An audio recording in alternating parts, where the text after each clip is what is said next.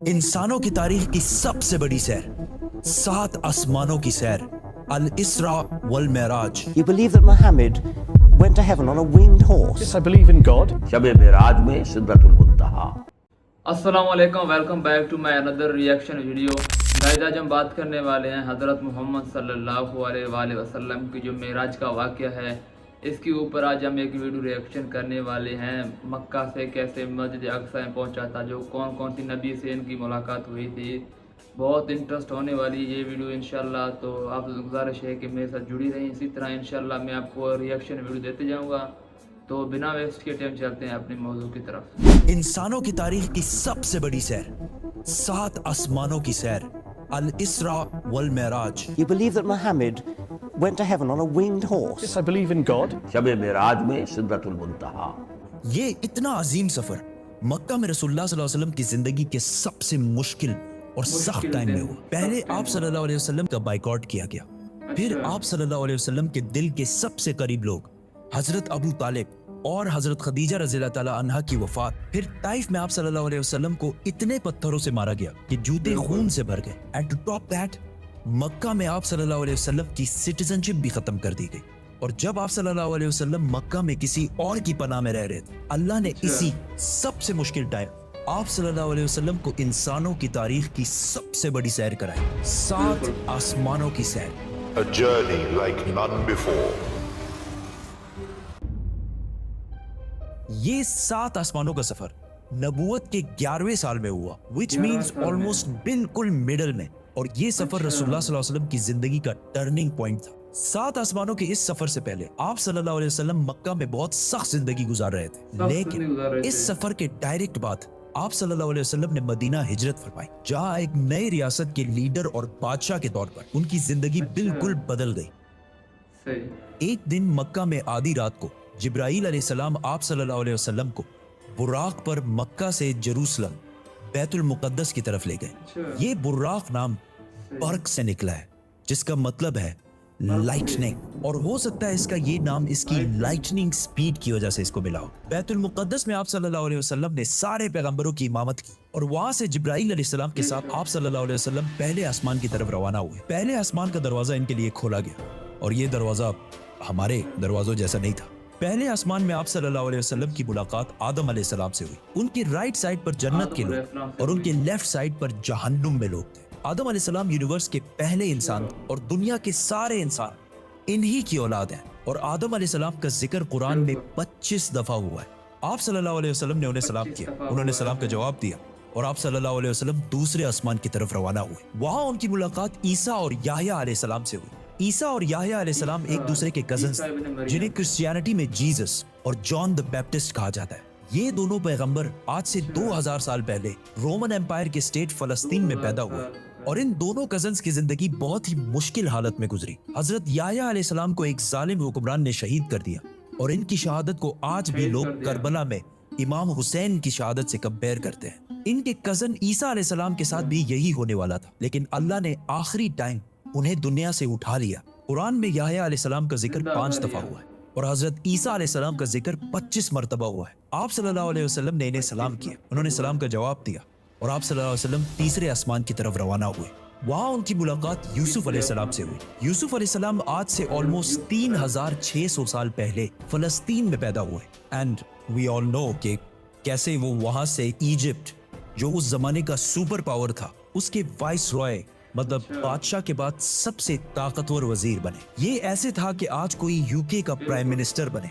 यूसुफ अलैहिस्सलाम का जिक्र कुरान में 27 मरतबा हुआ है, और ये वाहिद पैगंबर है जिनकी डिटेल्स कुरान में बाइबल से भी ज्यादा है। आप सल्लल्लाहु अलैहि वसल्लम ने उन्हें सलाम किया, उन्होंने सलाम का जवाब दिया, और आप सल्लल्लाहु अलैहि वसल्लम जिब्राईल अलैहिस्सलाम के साथ चौथे आसमान की तरफ रवाना हुए। वहां उनकी मुलाकात इदरीस अलैहिस्सलाम से हुई। इदरीस अलैहिस्सलाम दुनिया के पहले इंसानों में से थे।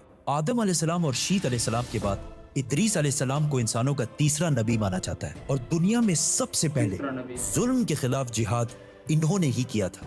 इदरीस अलैहिस्सलाम को दुनिया का पहला साइंटिस्ट भी समझा जाता है, क्योंकि उन्होंने पहली दफा दुनिया में पेन कलम यूज किया था। पहली दफा आसमान में स्टार्स और प्लैनेट्स की मूवमेंट को ऑब्जर्व करके इंसानों की जिंदगी आसान बनाई थी। इदरीस अलैहिस्सलाम का जिक्र कुरान में 2 मरतबा हुआ है। آپ صلی اللہ علیہ وسلم نے انہیں سلام کیا, انہوں نے سلام کا جواب دیا اور آپ صلی اللہ علیہ وسلم 5ویں آسمان کی طرف روانہ ہوئے. وہاں آپ صلی اللہ علیہ وسلم کی ملاقات ہارون علیہ السلام سے ہوئی.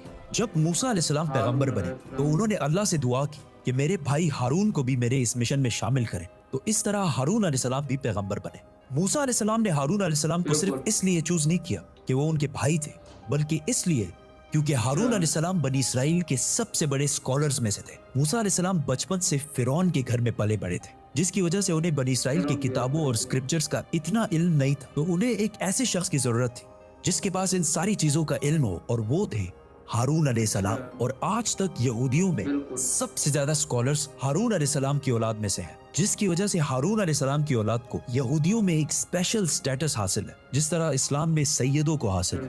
ہارون علیہ السلام کا ذکر قرآن میں 20 مرتبہ ہوا ہے. آپ صلی اللہ علیہ وسلم نے انہیں سلام کیا, انہوں نے سلام کا جواب دیا اور آپ صلی اللہ علیہ وسلم 6ٹھے آسمان کی طرف روانہ ہوئے. وہاں آپ صلی اللہ علیہ وسلم کی ملاقات ایک ایسے پیغمبر سے ہوئی جن کا ذکر قرآن میں سب سے زیادہ کیا گیا ہے, 136 ٹائمز. کیونکہ موسیٰ علیہ السلام کی سٹوری کو آج تک دنیا کی سب سے زیادہ انٹرسٹنگ اور آؤٹ اسٹینڈنگ سٹوری سمجھا جاتا ہے, اور آج بھی بکس, کامکس اور ایون ہالی ووڈ کی سب سے بڑی فلمز موسیٰ علیہ السلام کی سٹوری سے کہیں نہ کہیں انسپائرڈ ہوتی ہیں, جیسے کہ Superman, Harry Potter and many others. یہ سارے سٹوریز بلینز آف ڈالرز کما چکے ہیں. And I was like, come on, this is Musa alayhi salam's story.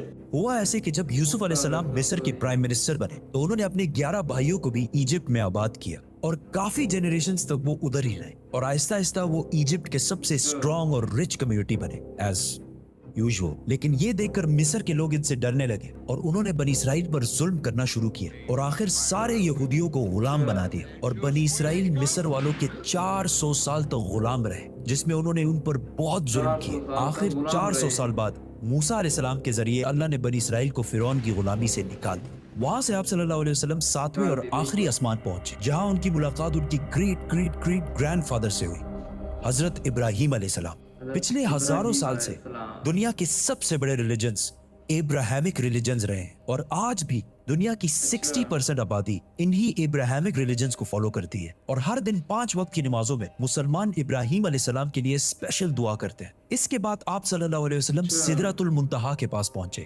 وہاں آپ صلی اللہ علیہ وسلم کو بیت المعمور دکھایا گیا, جس کا ہر دن 70,000 نئے فرشتے طواف کرتے ہیں.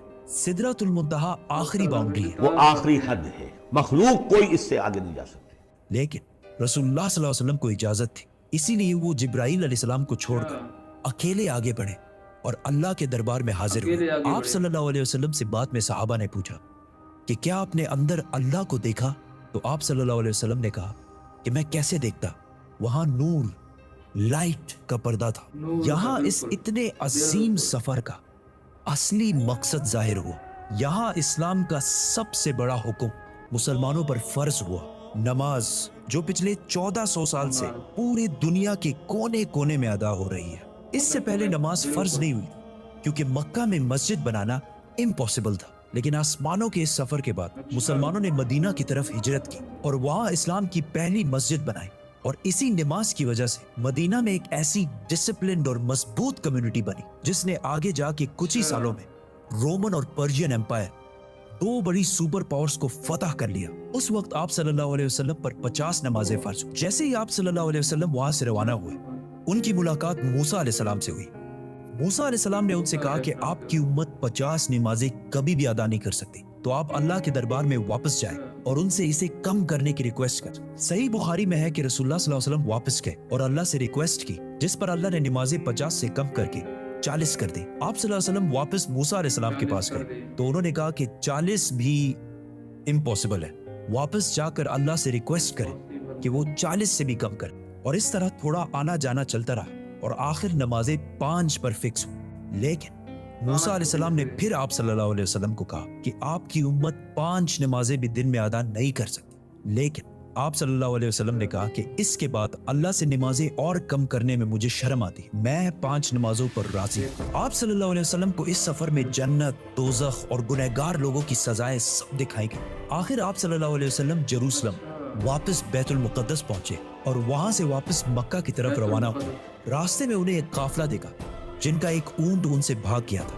جیسے ہی آپ صلی اللہ علیہ وسلم واپس مکہ پہنچے تو मक्का वाले सारे सो रहे थे, विच मीन्स ये सारा कुछ आप सल्लल्लाहु अलैहि वसल्लम ने एक ही रात में किया था। अब ये कैसे पॉसिबल? एक ही रात में किया आइंस्टाइन था। की थ्योरी ऑफ रिलेटिविटी के मुताबिक What is time? Time is not absolute, Time is not absolute. जिसका मतलब है कि अगर एक शख्स तेज मूव हो रहा है और दूसरा अपनी जगह पर खड़ा है तो ये दोनों टाइम को बिल्कुल डिफरेंट महसूस करेंगे। और अगर कोई लाइट के स्पीड के करीब ट्रेवल करे तो उसके लिए टाइम बहुत ही स्लोली पास होगा। एंड एज वी नो, बुराक का नाम ही उसकी लाइटनिंग स्पीड की वजह से रखा गया है। इसीलिए आप सल्लल्लाहु अलैहि वसल्लम के लिए ये रात बहुत लंबी थी और बाकी सारों के लिए ये एक नॉर्मल रात थी। जैसे ही आप सल्लल्लाहु अलैहि वसल्लम मक्का वापस पहुंचे, उनको पता था कि अगर वो ये सारी बातें मक्का वालों को बताएंगे तो मक्का वाले उनका बहुत मजाक उड़ाएंगे।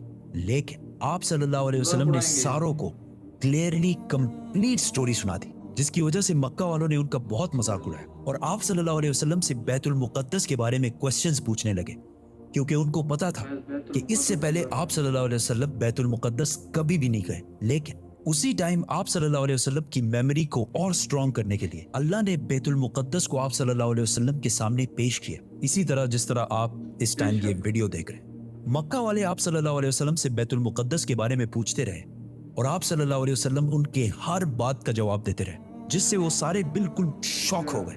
आप सल्लल्लाहु अलैहि वसल्लम ने उन्हें उस काफले का भी बताया जिसका ऊंट भाग गया था और उसके थोड़ी ही देर बाद वो काफला भी पहुंच गया, और उन्होंने कहा कि ये सब कुछ सच है, जिससे मक्का वाले और भी शॉक हो गए। लेकिन ये ऐसा वाकया है कि जिसे आज भी और उस जमाने में भी मानना बहुत ही मुश्किल था, जिसकी वजह से कुछ कमजोर ईमान वाले मुसलमान भी इस्लाम से फिर गए और आप सल्लल्लाहु अलैहि वसल्लम के दोस्त जिन्होंने आप सल्लल्लाहु अलैहि वसल्लम को पनाह दी थी, उन्होंने भी आप सल्लल्लाहु अलैहि वसल्लम की बात नहीं मानी। लेकिन जब अबू बकर रज़ियल्लाहु ताला अन्हु को इसका पता चला तो उन्होंने कहा कि अगर रसूलुल्लाह सल्लल्लाहु अलैहि वसल्लम ने कहा है तो ये यकीनन बिल्कुल सच बात होगी, जिस पर उनका नाम उस दिन से अबू बकर सदीक पड़ा। ये सफर कोई मामूली सफर नहीं था, बल्कि इसने इस्लाम की सख्त दिन खत्म करके इस्लाम के उरूज के दिन शुरू किए, और इससे अगले ही साल मदीना से 72 लोग आप सल्लल्लाहु अलैहि वसल्लम को अपने बादशाह और लीडर के तौर पर मक्का से मदीना की तरफ ले जाने के लिए आए।